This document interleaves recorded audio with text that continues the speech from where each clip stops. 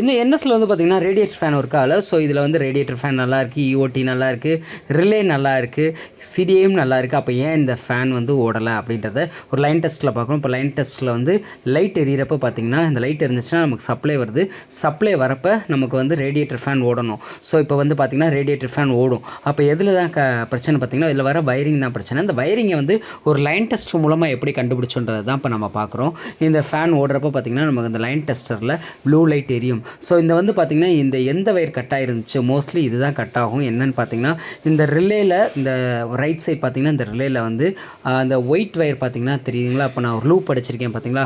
இந்த white wire தான் cut ஆகிருந்துச்சு. இந்த ஒயிட் வயர் எங்கேருந்து வரும்னா, டேரெக்டாக நமக்கு வந்து மெயின் வயர் பேட்டரியிலேருந்து ஃபியூஸ் வழியாக வரக்கூடிய மெயின் வயர் எப்பயுமே வந்துக்கிட்டே இருக்கும். சாவி ஆஃப் பண்ணாலும் அந்த வயர் கட் ஆகிருந்தனால பார்த்திங்கன்னா, இன்றைக்கி நமக்கு இந்த ரேடியேட்டர் ஃபேன் ஒர்க் ஆகலை. இப்போ லைட் ஆஃப் ஆகிருக்கு.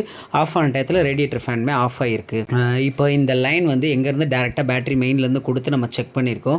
அந்த இன்னொரு வயர் பார்த்திங்கன்னா, நமக்கு அந்த கிரேயில் ஒரு ஒயிட் மாதிரி வருது பார்த்திங்களா, எல்லோவில், அதுதான் பார்த்திங்கன்னா நமக்கு அவுட்புட். அந்த அவுட்புட்டில் லைட் எரிஞ்சிச்சுனால் நமக்கு ரிலே, இஓடி எல்லாமே கரெக்டாக இருக்குதுன்னு அர்த்தம். ஸோ இப்போ இந்த பேட்டரியிலேருந்து ஜஸ்ட் ஒரு மெயின் மட்டும் எடுத்து கொடுத்துருக்கோம். இப்போ எல்லாமே ஒர்க் ஆகுது.